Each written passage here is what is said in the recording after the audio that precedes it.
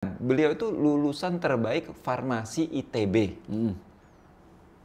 Nah, bahkan sudah jadi asisten dosen. Puluhan tahun kemudian memimpin industri di negaranya. Bahkan mungkin Asia Tenggara sebagai industri yang terbesar. Dan dengan niat ikhlas aja untuk membantu orang lain, maka akan diberi jalan keluar, diberikan pertolongan dari jalan yang tidak diduga-duga. Ya. Nilai berikutnya. Udah apa tuh tadi? Udah ketuhanan, udah kejujuran, ketuhanan direfleksikan dengan kejujuran, kepedulian tadi ya contoh-contohnya udah, ketangguhan, terus bergerak dan berhusnuzon kepada Allah. Kemudian kerendahan hati kan. Jadi sampai saya suka ditegur sama teman saya, kok kamu punya usaha tasnya masih itu gitu kan. Iya. Tapi kemudian saya waktu itu juga pernah bawa erat pisang ya, waktu itu ini kita keliling gitu ya. Dia pernah jadi brand ambassador produk kami juga. Terus saya bilang, Bu Nur, itu tasnya harganya 70 juta loh katanya. Ada orang lagi pakai tas 70 juta. Saya pikir sama aja dengan saya. Jadi saya nggak melihat ada, kalau bagi saya sesuatu barang itu yang penting sesuai dengan yang kita perlukan gitu. Ya kayak kalau saya tas misalnya, saya pilih tas yang ringan gitu. Jadi saya nggak perhatikan merek. Oh, jadi lebih fungsional ya, Bu? Iya, gitu. Kalau dari yang gue ngelihat tadi kan ini emang nilai kesederhanaannya seorang Bu Nur nih memang udah tertanam kan ya.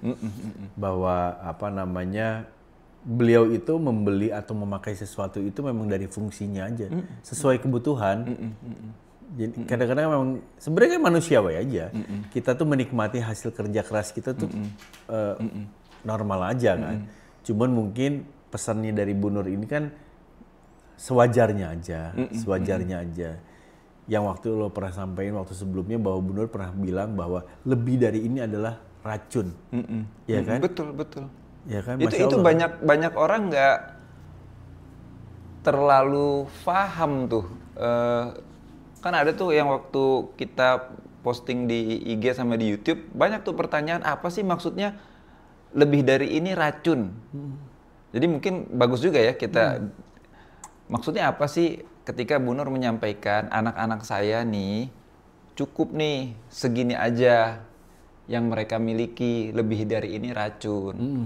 Bahkan kan ada tuh nanti pas yang di video, di interview ini kan Bu Nur nawarin ke salah seorang anaknya, tuh ada tanah tuh, bikinlah rumah yang kayak artis-artis itu lebih bagus ya Bu Nur maksudnya supaya rumahnya lebih baik lah gitu kan. Jawaban anaknya apa coba? Ada tanah kosong ya, kamu nggak bikin rumah kayak artis-artis itu, saya bilang gitu. Terus dia bilang enggak lah, ngeracunin anak. Oh, khawatir itu malah jadi nggak baik ya Bu ya, kalau mewah terlalu mewah sih. Tandanya memang nilai-nilai itu udah tertanam ya. Jadi keteladanan itu jauh lebih efektif untuk menanamkan nilai. Iya, betul. Dulu ya Gi, waktu interaksi awal gue dengan keluarganya Bu Nur, ini ada cerita nih lucu banget. Ini awal banget ya, udah mungkin sekitar 9 tahun yang lalu. Gue datang ke daerah perkantoran mereka dan itu dekat dengan rumah mereka. Habis itu gue pas lagi jalan di depan kantornya itu ngelihat ada mobil mewah lah di depan kantor. Gue dalam hati nebak gitu, oh ini pasti Bu Nur, mobil anaknya gitu. Okay. Baru gue ngucap di hati ini mobil anaknya nih kayaknya mobil mewah gitu kan. Tiba-tiba di depan gue ada cowok naik sepeda. Sepedanya tuh sepeda yang apa sih yang ada keranjangnya di depan itu? Sepeda mini lah. Sepeda mini, oh ya sepeda mini namanya ya udah lama. Sepeda mini dari jauh kok kayak kenal. Terus semakin mendekat tiba-tiba tahu siapa? Anaknya Bu Nur. Jadi gue kira itu mobil punyanya anaknya Bu Nur, nggak taunya anaknya Bu Nur. Pakai sepeda kan kita aja. Mau meeting tuh, datangnya karena rumahnya dekat pakai sepeda dan sepeda mini. Saking gue surprise-nya, gue panggil, mas sini bentar mas, boleh nggak foto? Emang kenapa katanya kok mau foto?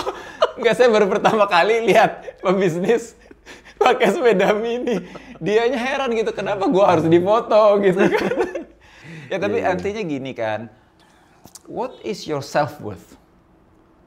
Harga seseorang itu apa sih? Nilai dari seseorang itu apa sih ya? Sekarang sebenarnya sih sederhana itu gini ya. Yang paling kenal your self-worth, nilai dari diri lo, kan bukan orang-orang di mall itu. Tapi your self-worth, nilai lo sebenarnya kan yang paham kan orang-orang di sekeliling lo, yang orang terdekat. Jadi lo mau flexing kayak apapun, di ribuan followers, puluhan ribu followers, kalau di circle orang terdekat lo tuh nggak punya self-worth, nggak punya nilai, you just don't have values gitu loh. Betul. Dan itu banyak terjadi loh, Gi. Iya. Wah, di luar flexing begini begitu, masuk ke rumah nggak dihargai anak, nggak dipandang oleh pasangan. Betul. Padahal nilai lu sebenarnya adalah yang dilihat oleh keluarga lo terdekat dong. Itu sih maksudnya. Jadi artinya ya kerendahan hati aja lah. Nah, tonggak ini kan sebenarnya yang sudah dilakukan oleh Bu Nur kan, bahwa beliau ini sebagai perintis sudah menjadi tauladan yang sangat baik. Terus dan beliau sekarang ini sudah menyiapkan pewaris perusahaannya dengan nilai-nilai yang ditanamkan kepada anak-anaknya gitu. Nah, lo ngelihatnya seperti apa tuh, Nur? Ya ini konsep Bu Nur sebagai perintis, bagaimana kemudian dapat mewarisi. Itu gue tanya, Bu, apa sih Bu tipsnya kok Ibu bisa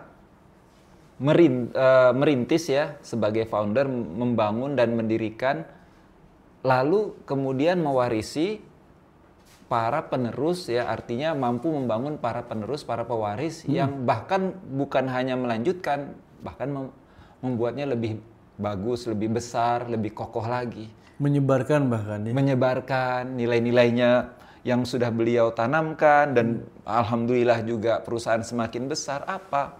Beliau itu mengakui bahwa saya juga melakukan itu melalui sebuah proses pembelajaran. Dan semangat belajar Bu Nur ini ya, baik dalam bagaimana untuk mengajak para penerus beliau dan juga bagi beliau sendiri itu terus keep on learning ya. Kan kerendahan hati itu kan salah satu bentuknya adalah tidak pernah merasa cukup, maksudnya tidak pernah merasa sudah paling tinggi. Kan pesan Bu Nur tadi di film ya.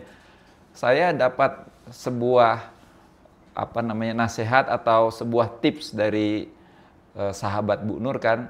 Kita jangan sampai merasa di puncak. Kalau kita merasa di puncak, jalan satu-satunya adalah turun. Nah itu juga yang saya sampaikan.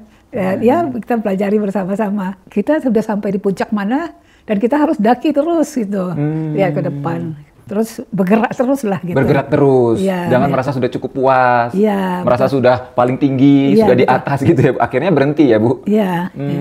Itulah yang kemudian ketika beliau ajak anak-anak beliau itu selalu jangan pernah kita sudah merasa di puncak. Terus lakukan lagi yang lebih baik. Dan disitulah inovasi lahir. Jadi Bu Nur sendiri mengakui ini sebuah perjalanan ya, sebuah experience. Dan di situ belajar terus bersama-sama. Dan Bu Nur itu selalu terlibat dalam proses pembelajaran itu. Jadi kita pernah waktu itu ambil kursus di Eropa bareng. Bayangin ya Gi ya, itu kan ada sebelum ikut kursus kan ada kayak pre-work gitu, ada assignment, tugas-tugas ya yang harus dilakukan. Itu Bu Nur itu paling duluan selesai, men. Iya, gue ngerjain baru di pesawat. Kan panjang, kerjain aja pesawat. Itu Bu Nur udah mau 70 tahun loh tuh umurnya. Dan naik pesawatnya nggak business class. Sampai gue bingung, Bu, kan Ibu nggak naik business class? Terus gue tanya ke anaknya, Mbak, nggak naik business class aja? Saya kan nggak terlalu tinggi ya, jadi saya oke sih kaki saya. Jawabannya tuh simple gitu, Ki. Kelas itu selalu mulai jam 9. Guys, siapa yang selalu nomor 1 ada sampai di kelas? Bu Nur dong. 8:30 udah di kelas dong. Dan itu satu keluarga men diajak. Jadi kelihatan ya, bagaimana perintis menurunkan itu kepada pewaris melalui contoh-contoh dan kebersamaan. Oke. Bu Nur itu ketika sebagai CEO, selalu menyampaikan Mas Aminul, kami itu saya itu tidak pernah memutuskan seorang diri. Kami itu selalu bersama-sama. Jadi pengambilan keputusan itu dilakukan itu udah musyawarah mufakat. Bu Nur tuh nggak pernah, gue founder nih, gue CEO misalnya gitu ya. Oke, gue putusin, nggak ada, selalu diskusi. Jadi konsep perintis berhasil membangun pewaris, ya kalau gue melihatnya karena itu selalu dilakukan bersama-sama, trust building dalam perjalanan itu selalu dilakukan dan learning together. Dan di satu titik kan kemudian terjadi diskusi ya waktu itu ya antara kami dengan Bu Nur kan. Beliau waktu itu apa dalam diskusinya? Saya ingin mempersiapkan pengganti atau penerus saya berikutnya. Who should be the next CEO? Kayaknya sederhana Gi ya, kayaknya sederhana mempersiapkan. Itu kayak topik yang ya semua orang juga harus mempersiapkan CEO. But trust me, dari pengalaman gue nih dengan para pemilik bisnis, seseorang yang lagi di puncak, lagi sehat, lagi kuat, lagi aktif, berpikir dan benar-benar ingin melakukan suksesi sangat jarang. Apa yang menurut lo waktu itu Bu Nur berpikiran di saat itu ya? Latar belakang apa yang menyebabkan Bu Nur melakukan itu? Pada saat itu ya? Iya, trust. Kan ada cerita yang anak-anak beliau mau ingin berinovasi, berkreativitas, padahal beliau udah nyoba dan itu nggak bakal jalan deh istilahnya gitu. Tapi kan tetap, sehingga beliau sendiri melihat dari awal perjalanan itu mereka bereksperimen dan akhirnya tumbuh berkembang bersama. Emang sering beda pendapat kan, tapi saya juga nggak berani nyetop ya ininya. Jadi saya bilang saya udah coba sistem itu, tapi nggak gagal. Tapi ini ya coba aja. Jadi, Ibu nggak halangi Bu? Walaupun Ibu sudah pernah coba dan gagal, tapi ketika generasi baru datang mau coba lagi, Ibu nggak halangi? Enggak. Nggak apa-apa, coba aja. Ya gitu, coba aja, dari sana dia bisa belajar kan. Walaupun bisa jadi belum berhasil ya? Iya betul. Oh, luar biasa sih. Ini dunianya udah dunia apa ya, nilai-nilai keimanan yang di sini dominan. Beliau dalam pandangan gue ya bukan hanya soal posisi atau title yang kemudian itu diserahkan ya, dilakukan suksesi, bahkan dari sisi kepemilikan lah, dari sisi istilahnya ownership, beliau dengan legowo menurunkan itu juga. Bahkan kalau aset pribadi ya, sepemahaman gue nih ya, Bu Nur tuh sebisa-bisanya gitu, itu bukan nempel di beliau, tapi itu nempel atau maksudnya itu menjadi atas nama perusahaan. Artinya kalau gue sih ya melihatnya tanpa maksudnya mendengar langsung dari Bu Nur ini nggak ingin gitu ya kalau nanti satu hari memang pada saatnya kembali gitu ya, bawa banyak beban itu maksudnya banyak yang harus diperhitungkan, dipertanggungjawabkan saat sudah kembali menghadap Allah gitu. Baik dari sisi amanah sebagai pimpinan, baik dari sisi aset dan sebagainya. Ya itu yang benar-benar ya untuk gue sih apa yang tertulis di sini tuh bukan tulisan tapi itu hanya memindahkan perjalanan hidup beliau ke dalam bentuk tulisan gitu loh. Nah, kalau dari tahap itu tandanya kan insya Allah memang Bu Nur sudah mempersiapkan dengan matang tuh ke anak-anaknya kan. Betul. Cucu-cucunya gimana menurut lu? Ya sempat sih interaksi dengan cucu-cucu beliau juga gitu ya. Memang kalau Bu Nur ini uniknya kalau ditanya, Bu, apa sih yang Ibu nasehatkan, Ibu titipkan pesan kepada anak atau cucu? Jawabannya tuh konsisten. Saya tuh nggak pesan-pesan atau nasihatkan macam-macam gitu. Kalau saya tuh nggak pernah bikin pesan-pesan, tapi ya biasanya ini aja. Udah baca buku nenek belum gitu? Oh iya ini ada bukunya. Ya. Jadi bukan terlalu banyak nasihat ya Bu? Ya betul. Teladan aja, keteladanan ya Bu? Iya teladan aja. Tapi yang selalu Bu Nur ingatkan berulang-ulang dalam interaksi gue dengan beliau ya, selalu berdoa. Sederhana ya, tapi itu kekuatan banget loh. Maksudnya satu hal yang satu nasihat, satu pesan yang kita langsung bisa relate gitu ya, bisa kita pegang banget dan bisa jadi benar-benar sebuah istilahnya pedoman lah ya. However, it's very powerful. Saya cerita sama anak-anak kan, jadi kita nggak usah kecewa. Pokoknya kita selalu berdoa. Nenek dulu bukan orang yang paling pinter, tapi selalu berdoa gitu. Nenek kayak gitu, jadi kita selalu berdoa gitu. Insya Allah dimudahkan sama Allah. Gitu. Ini jawaban dari mengusahakan pertolongan ilahi. Iya kan simple ya, tapi itu kan mendalam ya, dan itu fundamental gitu. Angkat tangan, berdoa, minta. Iya sih. Instead of ngasih nasihat gini-gini, satu nasihat yang menaungi segalanya gitu loh. Pokoknya memang yang utama itu adalah bagaimana kita ini punya keyakinan terus kepada Allah. Ya kan, husnuzon sama Allah. Semoga memang dengan begitu, pastinya akan apapun yang kita mau, kita akan mengusahakannya kepada Allah. Betul. Meminta, sholat, atau apapun itu. Karena pada saat waktu kita di atas kan kelemahannya adalah kita lupa ini. Pastilah. Iyalah. Kita sebagai manusia, gue sebagai pribadi ngerasa juga pasti suka begitulah, sering begitulah gitu. Nah Nul, dari apa yang kita obrolin nih sekarang ini, dan ada beberapa video yang memang kita kita tonton gitu kan. Ini ada nggak hubungan atau korelasi apa yang memang lo dapatkan dari keilmuan lo? Teori-teori apa yang mungkin bisa lo sampein dari keilmuan lo pada saat waktu lo ngambil gelar doktor ini?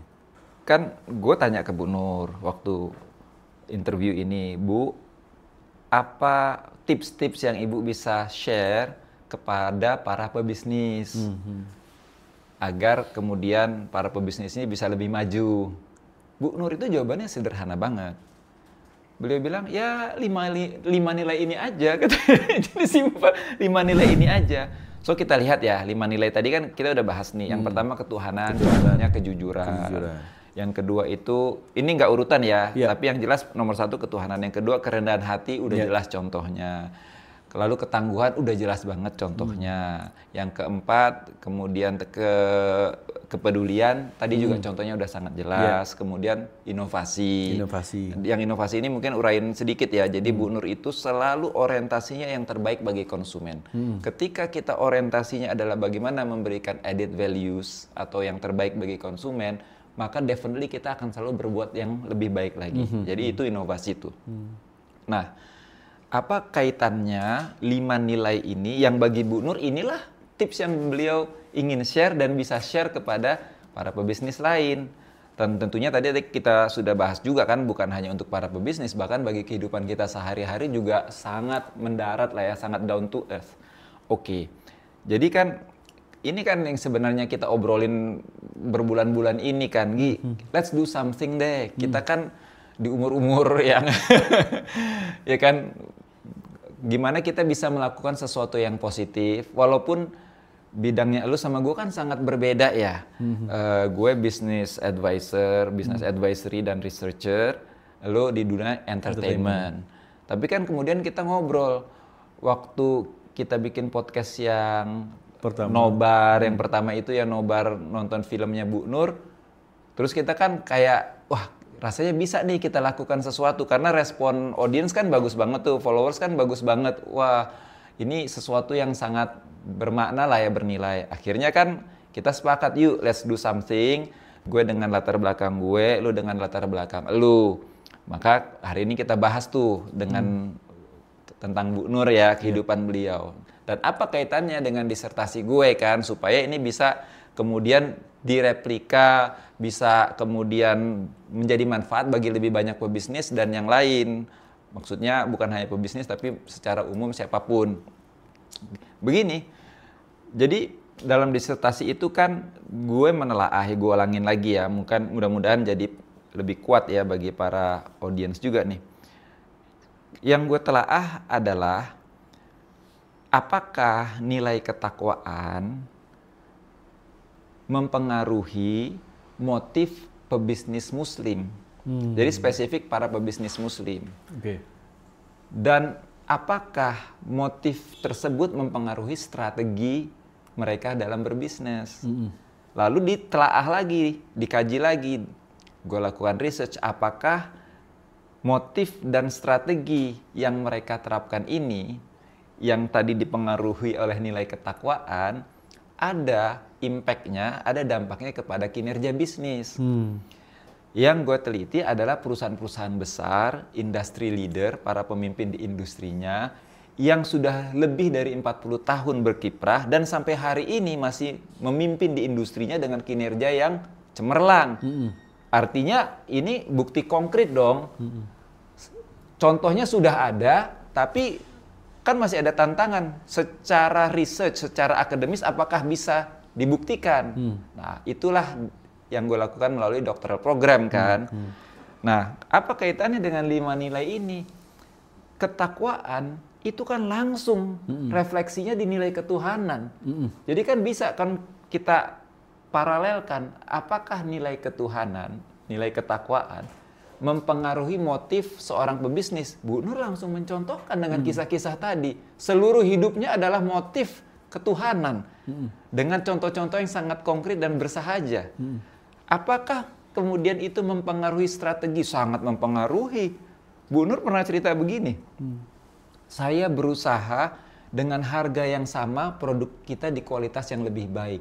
Dengan kualitas yang sama produk kita di harga yang lebih rendah. Inovasi, strategi. Bahkan strategi yang fundamental yang beliau jadikan sebagai panduan bisnis, apa itu? Kita bukan saja mengikuti halal regulation, dan ini juga ditekankan oleh anak beliau. Tapi halal itu adalah values. Walaupun halal secara regulasi, tapi tidak memberikan manfaat kepada masyarakat, kita tidak mau lakukan bisnis seperti itu. Banyak loh bisnis yang halal secara regulasi, mohon maaf nih ya, misalnya snack-snack yang nggak ada manfaatnya bagi tubuh. Kalau dilihat ada cap halalnya, tapi apakah itu bermanfaat? Dan mereka tidak mau masuk ke bisnis seperti itu. Artinya strategi mereka sangat dipengaruhi oleh nilai ketakwaan itu. Dan pertanyaan kan gini, wah susah lah ini nggak mau itu nggak mau, habis bisnis kamu nanti. Mari kita lakukan research-nya, apakah bisnis mereka jadi mundur, jadi ketinggalan. Ternyata tidak. Dengan nilai-nilai ini justru menjadi bisnis yang sangat baik, sangat maju, bahkan industry leader.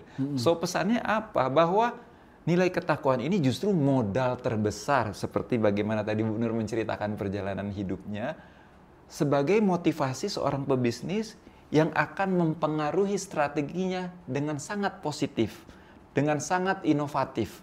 Dan itulah yang kemudian akan memberikan kinerja yang semakin lama semakin baik. Jadi makanya Gi, kita harus terus nih kita datengin lagi pebisnis-pebisnis lain, kita belajar dari mereka, lalu kita rangkum atau kita ambil intisari perjalanan bisnis mereka, sehingga kita kan meyakini ya ada Bu Nur kedua, Bu Nur ketiga, dan seterusnya di luar sana yang kita perlu juga belajar dari mereka. Dan kemudian yang kita dapatkan ini dari ngobrol-ngobrol seperti ini, mudah-mudahan para followers atau audiens kita juga akhirnya mereka bisa ambil apa yang relevan, insya Allah. Dan insya Allah kan memang teori yang memang tadi udah disampaikan sama lo ini terhadap bisnisnya ataupun terhadap kehidupan gitu, itu bisa bermanfaat untuk orang-orang yang mungkin mau melakukannya gitu loh. Dan tidak hanya kepada bisnis yang sudah berjalan, tapi bisnis yang baru mau dimulai juga justru. Betul. Ya kan? Bu Nur kan selalu pesan, tolonglah Mas Aminul sebarluaskan 5 nilai ini. Makanya kan salah satunya kenapa gue merasa berhutang harus melakukan podcast ini, memang beliau nitip juga. Saya menemukan banyak sekali pebisnis yang nggak jujur. Jadi ini juga ajakan beliau, jujur itu malah membawa kepada kesuksesan gitu. Dan sekali lagi, kan kita bahas takwa based business. Jadi ini tidak hanya limited atau hanya terbatas membahas bisnis dalam arti bisnis perdagangan, bisnis komersial. Karena takwa based business dalam hal ini bisnis ini mencakup segala urusan. Kan bisnis dalam bahasa Inggris artinya urusan kan. Segala urusan yang dilandasi dengan nilai-nilai ketakwaan, seperti yang Bu Nur contohkan tadi, dibawa ke keluarga, dibawa kepada kehidupan keseharian, ya insya Allah ini akan mengundang pertolongan ilahi ini. Iya, amin. Amin. Teman-teman, alhamdulillah tadi yang sudah kita lakukan adalah membahas beberapa cuplikan dari interview Aminul dengan Ibu Nur. Nah, jangan khawatir, interview bersama Ibu Nur, full episode kita akan tayangkan di episode berikutnya. Noh, ini kayaknya kita udah panjang nih ngobrolnya ya. Udah panjang banget. Mudah-mudahan teman-teman yang pada nonton di hari ini membawa manfaat ya apa yang kita sampaikan atau maksudnya kita share sama teman-teman. Tidak ada maksud untuk menggurui, tapi kita hanya sharing di sini. Apalagi lewat video ini teman saya Inul ini membagikan banyak teori dan juga keilmuannya yang sudah dilakukan bahkan. Contoh soalnya udah ada soalnya. Tadi kan kita udah lihat ya dari Paragon, dari Bu Nur yang melakukannya secara pribadi maupun secara perusahaan.